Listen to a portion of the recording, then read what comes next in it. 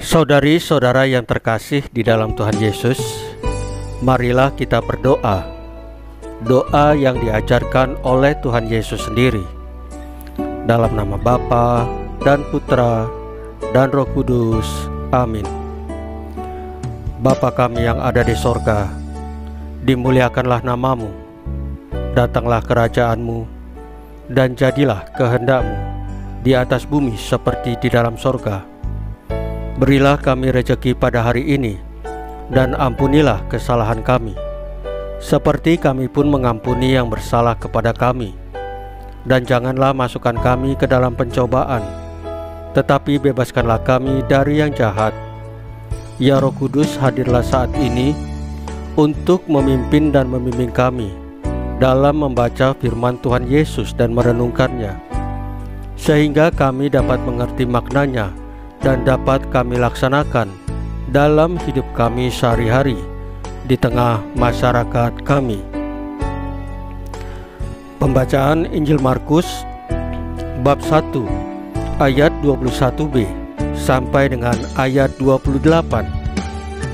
Contoh godaan-godaan setan.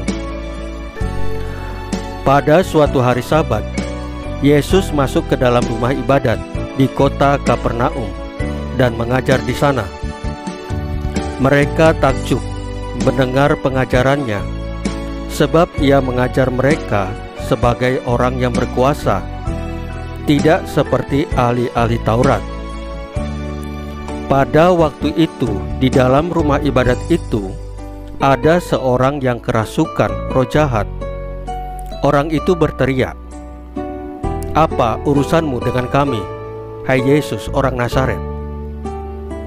Engkau datang hendak membinasakan kami. Aku tahu siapa engkau, yang kudus dari Allah." Tetapi Yesus menghardiknya, katanya, "Diam, keluarlah daripadanya." Roh jahat itu mengguncang-guncang orang itu, dan sambil menjerit dengan suara yang nyaring, ia keluar daripadanya. Mereka semua takjub, sehingga mereka memperbincangkannya. Katanya, "Apa ini? Suatu ajaran baru. Ia berkata-kata dengan kuasa. Roh-roh jahat pun diperintahnya, dan mereka taat kepadanya." Lalu tersebarlah dengan cepat kabar tentang dia ke segala penjuru di seluruh Galilea. Demikianlah sabda Tuhan. Terpujilah Kristus. Saudari-saudara yang terkasih di dalam Tuhan Yesus, bacaan Injil pada hari ini mengajak kita untuk tidak pernah memberi kesempatan kepada setan dimanapun dan kapanpun. Kita harus selalu waspada, karena di dalam rumah ibadat pun, sebagai tempat yang dikhususkan untuk memuji Tuhan, ternyata bisa dimasuki oleh setan, dan bahkan bisa merasuki seseorang. Setan bisa dengan mudah berkuasa.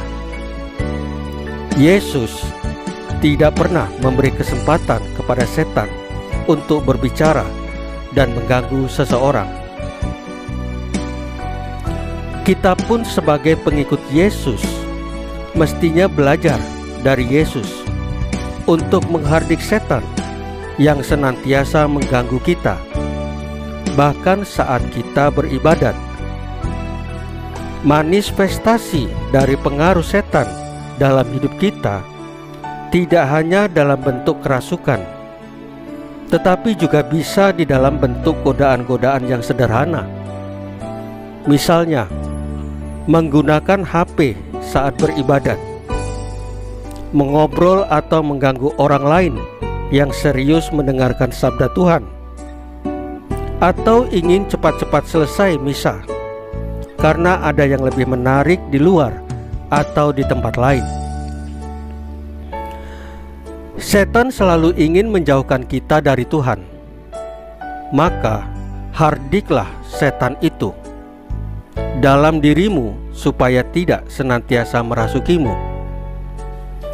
Hal lain yang juga penting untuk kita perhatikan adalah meskipun setan mengenal siapa Yesus, yaitu sebagai yang kudus dari Allah, namun setan tidak bertobat. Pertobatan merupakan wujud penyerahan diri kita kepada Tuhan dan kehendak untuk mengikuti Yesus. Saudari-saudara yang terkasih di dalam Tuhan Yesus, marilah kita berdoa. Ya Tuhan Yesus, buatlah kami mampu mengusir segala pengaruh setan dalam hidup kami, dan dengan tegas mengikuti panggilan-Mu. Salam Maria, penuh rahmat, Tuhan sertamu. Terpujilah Engkau di antara wanita, dan terpujilah buah tubuhmu Yesus. Santa Maria Bunda Allah, doakanlah kami yang berdosa ini, sekarang dan waktu kami mati. Ya Tuhan Yesus, tambahkanlah iman kami hanya kepadamu saja, karena Engkau adalah Tuhan dan Juru Selamat kami satu-satunya, tidak ada yang lain. Dalam nama Bapa dan Putra dan Roh Kudus. Amin. Saudari-saudara yang terkasih di dalam Tuhan Yesus, bacaan firman dan renungan hari ini sudah selesai. Tuhan Yesus memberkati kita semua.